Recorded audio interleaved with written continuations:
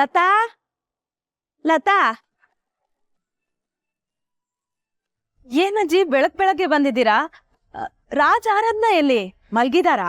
ಅದೆಲ್ಲ ನಿನಗೇಕೆ? ಸ್ವಲ್ಪ carrot tomato ರವೆ ಇದ್ರೆ ತಂದ್ಕೊಡು, ಆಮೇಲೆ ತಂದ್ಕೊಡ್ತೀನಿ ಅಂಗಡಿಯಿಂದ. ಉಪ್ಪಿಟ್ಟು ಮಾಡ್ತಿದ್ದೀರಾ? ಇವತ್ತು ನಮ್ಮ ಮನೇಲಿ ಮೊಮ್ಮಕ್ಕಳಿದ್ದಾರೆ, ಅವ್ರಿಗೂ ತಿಂಡಿ ಮಾಡ್ಕೊಡ್ಬೇಕಲ್ವಾ. 3 ಹೊತ್ತು ಗಂಜಿ ಕುಡ್ಕೊಂಡಿರ್ತಿದ್ದೆ, ದಿನಸಿ ಎಲ್ಲ ಖಾಲಿಯಾಗಿದೆ. ಮಾತಾಡ್ತಾ ಟೈಮ್ ವೇಸ್ಟ್ ಮಾಡಬೇಡ, ಹೋಗಿ ತಂದ್ಕೊಡು. ಸರಿ ಅಜ್ಜಿ.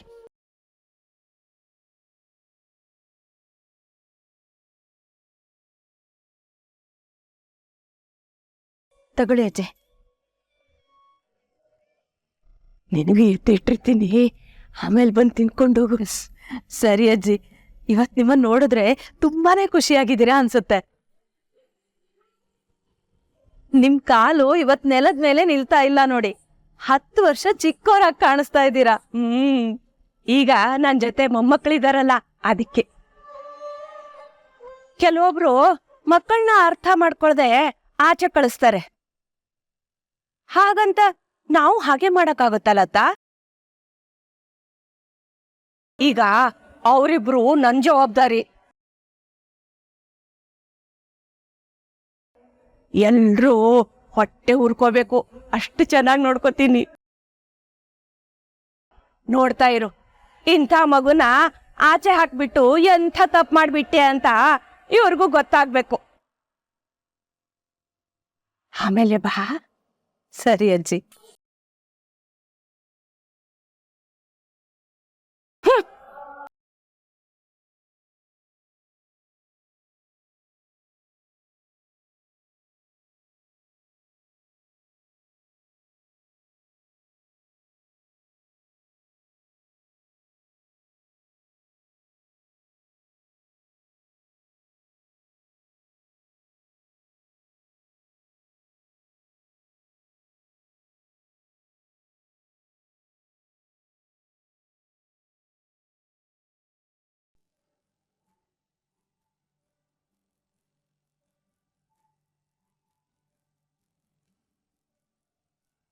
ಪಾಪ ನಮ್ಮ ಮುನಿಯಮ್ಮ ರಾತ್ರಿ ಎಲ್ಲ ನಿದ್ದೆ ಮಾಡಿಲ್ಲ. ಇನ್ನೂ ಸ್ವಲ್ಪ ಹೊತ್ತು ಮಲಗಲಿ, ಆಮೇಲೆ ಎಪ್ಸೋಣ. ಗುಡ್ ಮಾರ್ನಿಂಗ್ ರೀ ಮುನಿಯಮ್ಮ. ಇವತ್ತು ನಿನ್ನ ಎಪ್ಸೋಕ್ಕೆ ಮಯಸ್ ಸರಿಲ್ಲ. ಎಷ್ಟೊತ್ತು ಬೇಕೋ ಅಷ್ಟೊಂದು ಆರಾಮಾಗಿ ಮಲ್ಕೊಳ್ಳಿ. ಅದು ಸರಿ, ಈ ಅಜ್ಜಿ ಎಲ್ಲಿ ಹೋದ್ರು?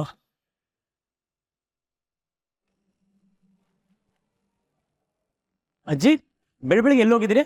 ನಮ್ಮ ಮನೇಲಿ ದಿನಸಿ ಇರ್ಲಿಲ್ವಲ್ಲ, ಹೋಗಿ ಲತಾ ಹತ್ರ ಇಸ್ಕೊಂಬಂದೆ. ನೋಡ್ತಾ ಇರು, ನಿಮ್ಮಿಬ್ಬರಿಗೂ ಉಪ್ಪಿಟ್ಟು ಮಾಡ್ತೀನಿ. ಅಜ್ಜಿ, ಯಾಕೆ ಅಷ್ಟೊಂದು ಶ್ರಮ ತಗೊಂಡ್ರಿ? ನಾನೇ ಹೊರಗಡೆಯಿಂದ ಪಾರ್ಸೆಲ್ ತರ್ತಿದ್ನಾ?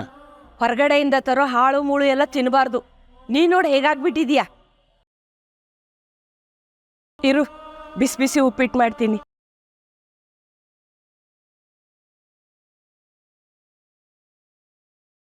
ಹೆಲ್ಪ್ ಮಾಡೋಣಲ್ಲ?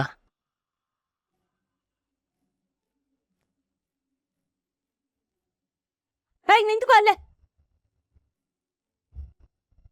ಯಾಕಜ್ಜಿ, ಏನಾಯ್ತು? ಸ್ನಾನ ಮಾಡದೆ ಅಡಿಗೆ ಮನೆಗೆ ಬರ್ತಾ ಇದೆಯಲ್ಲ, ಮಡಿ ಮೇಲ್ಗೆ ಏನು ಇಲ್ವ ನಿನ್ಗೆ? ಹೋಗು, ಸ್ನಾನ ಮಾಡ್ಕೊಂಬಾ. ಇಲ್ಲಿ ಬಿಸಿನೀರೆಲ್ಲ ಇಲ್ಲ, ತಣ್ಣೀರೇ ಗತಿ. ಅಯ್ಯೋ, ಇದೆಲ್ಲ ನನಗೆ ಗೊತ್ತಿಲ್ವಾ ಅಜ್ಜಿ? ಅಭ್ಯಾಸ ಆಗೋಗಿದೆ, ನೋ ಪ್ರಾಬ್ಲಮ್. ಹಿಂಗೋಗಿ ಹಂಗೆ ಬರ್ತೀನಿ, ಜಸ್ಟ್ 5 minutes.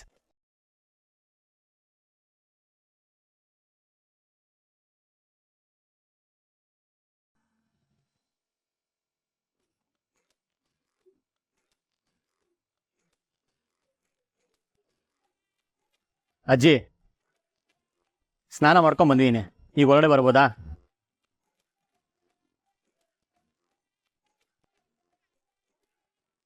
ಅಜ್ಜಿ, ನಾನು ಹೆಲ್ಪ್ ಮಾಡ್ತೀನಿ. ಕಾಫಿ ಮಾಡ್ಲಾ? ಕಾಫಿ ಮಾಡೋದು ಕರೆಕ್ಟಾಗಿ ಕಲ್ತ್ಕೊಂಡಿದ್ದೀನಿ. ಯಾಕಜ್ಜಿ ಒಂಥರ ಆಗ್ಬಿಟ್ರೆ? ನಾನೇನಾದರೂ ತಪ್ಪು ಮಾತಾಡ್ನಾ? ನಿಮ್ಮ ಅಡುಗೆ ಮನೆಗೆ ಬೇರೆಯವ್ರು ಬಂದರೆ ಇಷ್ಟ ಆಗಲ್ವಾ? ನಮ್ಮಮ್ಮನೂ ಹೀಗೆ, ನಾನು ಅಡುಗೆ ಮನೆಗೆ ಬಂದರೆ ವಾಪಸ್ ಕಳಿಸ್ತಿದ್ರು. ಹೋಗ್ತೀನಿ ರೀ ಅಜ್ಜಿ, ಬೇಜಾರು ಮಾಡ್ಕೋಬೇಡಿ, ನನಗೆ ಗೊತ್ತಾಗಲಿಲ್ಲ.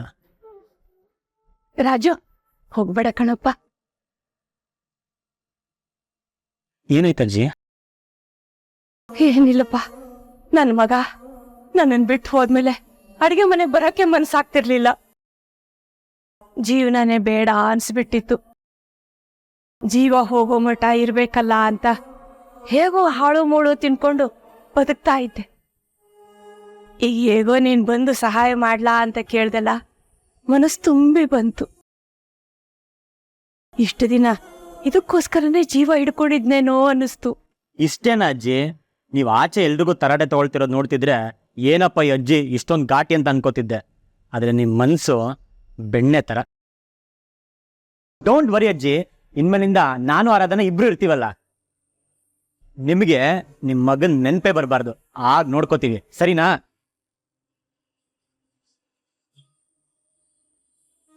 ಸರಿ, ಈಗ ತಿಂಡಿ ತೀರ್ಥ ಮಾಡೋಣ. ಹಾ, ಮಾಡೋಣ. ನೀವು ನನಗೆ ಹೇಳ್ಕೊಡ್ತಾ ಹೋಗಿ, ನಾನು ಮಾಡ್ತಾ ಹೋಗ್ತೀನಿ. ಆಯ್ತಪ್ಪ.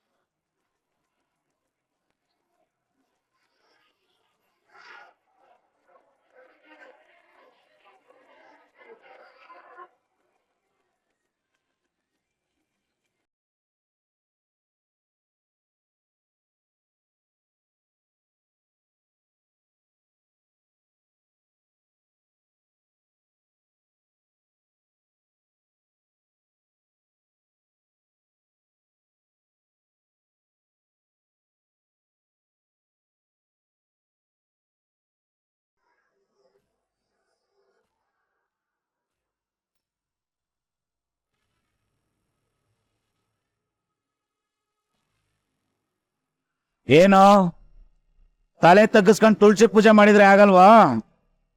ಮನಸ್ಸು ಆ ಕಡೆನೇ ಎಳಿತಾ ಇದೀಯಾ? ಅಯ್ಯೋ ಇಲ್ಲ ರೀ, ನಾನೇ ಅವಳನ್ನ ಮನೆಯಿಂದ ಆಚೆ ಹಾಕಿದ್ಮೇಲೆ ನಾನೇ ಯಾಕೆ ಆ ಕಡೆ ತಿರುಗಿ ನೋಡ್ಲಿ? ಆದ್ರೆ ರೇವತಿ, ನಿನ್ನಷ್ಟು ಕೆಟ್ಟ ಮನಸ್ಸು ನಂದಲ್ಲ ಕಣೆ. ನಾನು ತುಂಬಾ ಒಳ್ಳೆಯವನು ಕಣೆ.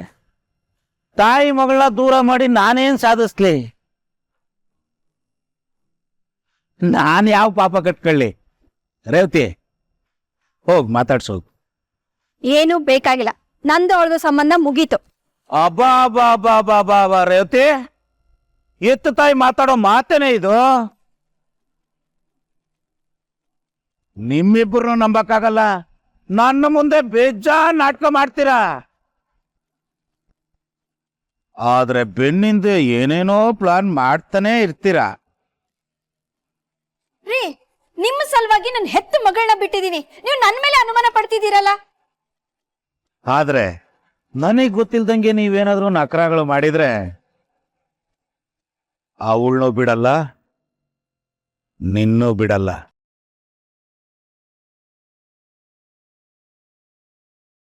ಆಯ್ತ್ರಿ.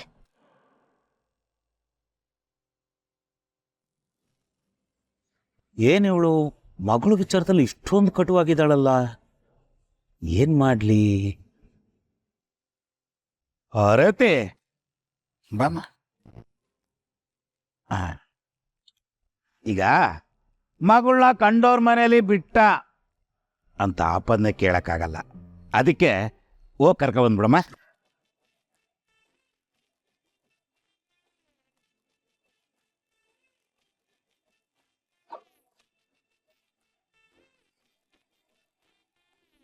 ಬೇಡ ರೀ, ಅವಳು ಎಲ್ಲಾದ್ರೂ ಹಾಳಾಗಿ ಹೋಗ್ಲಿ, ನನಗೂ ಅದಕ್ಕೂ ಸಂಬಂಧ ಇಲ್ಲ.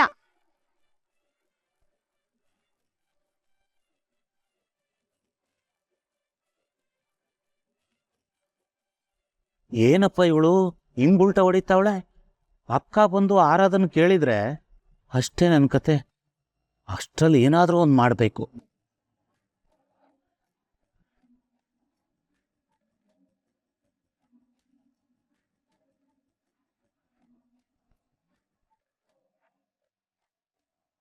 ನೋಡ್ತೀನಿ ಕಂಡೋರ್ ಮನೇಲಿ ಅದೆಷ್ಟು ದಿನ ಜೀವನ ಮಾಡ್ತೀರಾ ಅಂತ.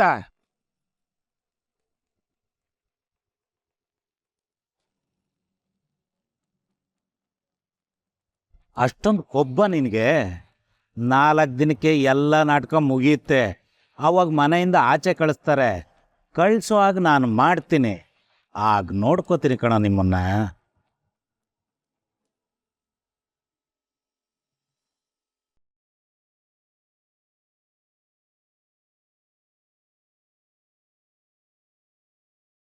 ಆರಾಧನ ಬೇರೆ ಮನೇಲಿರೋ ವಿಷಯ ಅಕ್ಕಂಗೆ ಗೊತ್ತಾದ್ರೆ ಏನಪ್ಪ ಮಾಡೋದು?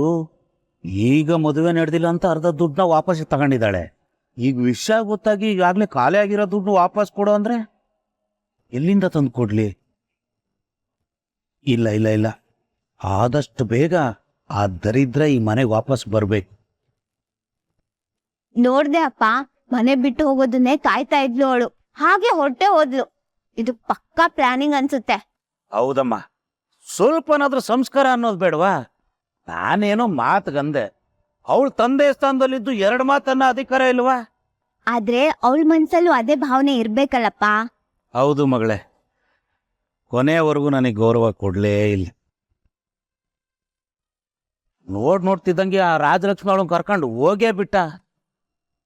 ಜೊತೆಗೆ ಅಜ್ಜಿ ಬೇರೆ ಹಾಕೊಡಕ್ಕೆ. ಹ್ಞೂ ಅಪ್ಪ, ಆ ರಾಜ್ ಸರಿ ಇಲ್ಲ. ನೀನೇಕಮ್ಮ ಅಳ್ತಿದ್ಯಾ? ಅವಳು ಮನೆ ಬಿಟ್ಟು ಹೋಗಿದ್ದಾಳೆ ಅಷ್ಟೇ, ಇನ್ನು ಸತ್ತಿಲ್ಲ. ನಾನ್ ಯಾಕೆ ಅಳ್ಳಿ? ನನ್ ಗಂಡಂಗ್ ಯಾರಾದ್ರೂ ಬಾಯಿಗೆ ಬಂದಂಗ್ ಮಾತಾಡಿದ್ರೆ ನಾನ್ ಸಹಿಸಲ್ಲ.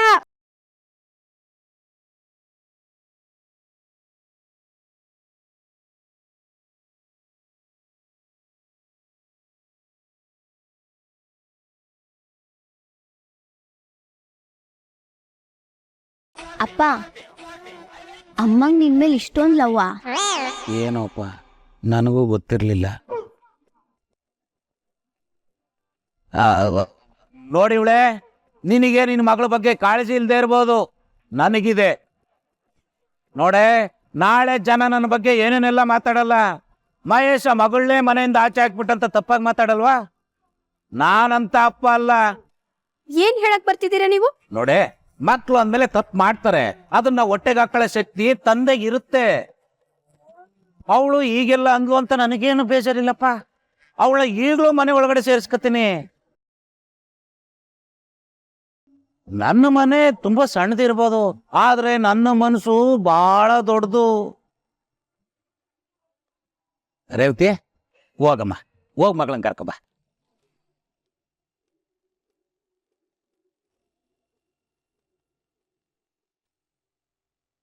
ನಾನು ಅವಳನ್ನ ಕರೆಯಲ್ಲ.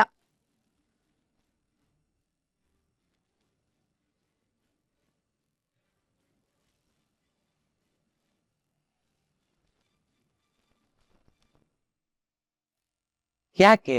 ಹೇಳದ್ನಲ್ಲ, ನನಗೆ ಮಗಳಿಗಿಂತ ತಾಳಿ ಕಟ್ಟಿರೋ ಗಂಡನೇ ಮುಖ್ಯ.